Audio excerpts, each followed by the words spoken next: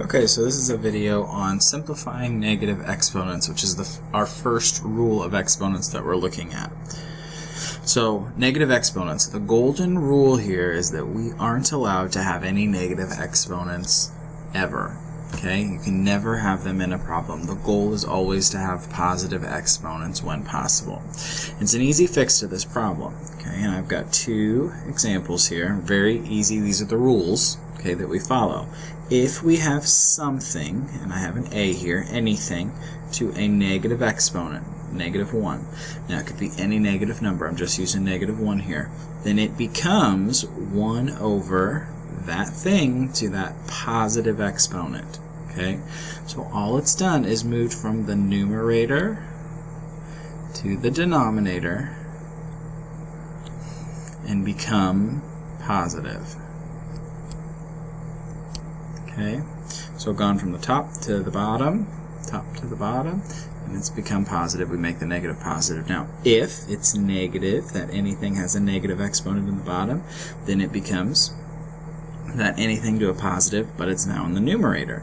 So if it's in the denominator, then it goes to the numerator, and the exponent becomes positive. Now, the key here is to remember that we are talking about negative exponents. We are allowed to have negative coefficients, negative numbers in front, but not negative exponents. Okay? So we've got a couple examples here. We're going to start off easy examples. So the first one we have is x to the negative second.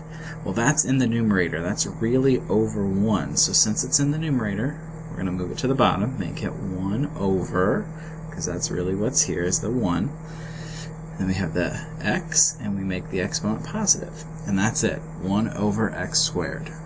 Same thing here with our r. Our r has a negative 5 exponent, and it's really over 1, so it's in the numerator. It's going to move to the denominator, r to the 5th, and then whatever is in front, that coefficient, which is a 1 here, okay, goes on top. And that's it. Our next two, they're in the bottom. Okay, negative 6. I'm going to move it to the top. Since it's in the denominator, it's going to move to the numerator, and it is just y to the 6. Now that 1 is really there in front, but we don't need to write it. Here, same thing. It's in the denominator. It's going to move to the top. So b cubed. And that's it. Those are our easy examples. Okay. Now we're going to look at some other ones. What really makes these different is that we have more variables in them. Now, the thing you want to look for is that you're only moving negative exponents. Okay, just the negatives. So if we look at the first example here, a to the 4th and c squared. Neither of those have a negative exponent. They're going to stay where they are. So a to the 4th, c squared. They're going to stay in the numerator. But b to the negative 3 is going to move to the bottom, and we're going to change its exponent to become positive. And that's it. And that one's finished. Okay, our next example here, y squared is positive exponent. It's going to stay in the numerator, but the other two have negative exponents, and they're going to move down to the denominator. So x to the 6th, z cubed, and that one's finished. Next one here, okay, well, m cubed, positive exponent, p to the 8th, positive exponent. Neither of those are moving, but my n to the negative 1 is going to have to move to the bottom. So this becomes m cubed over p to the 8, n to the 1st.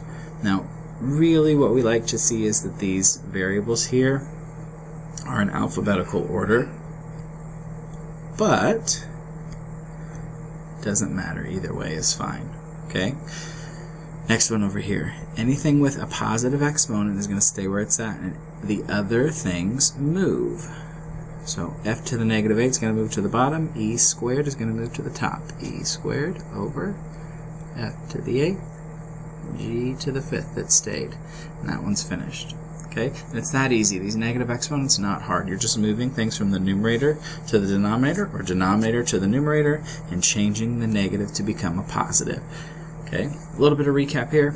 You can't have negative exponents. That's the golden rule in this whole unit. No negative exponents. And you fix it moving to the opposite side of the fraction bar. So like I said, if it's in the numerator, it's going to go down to the denominator. If it's in the denominator, it's going to move up to the numerator, and we make the exponent positive.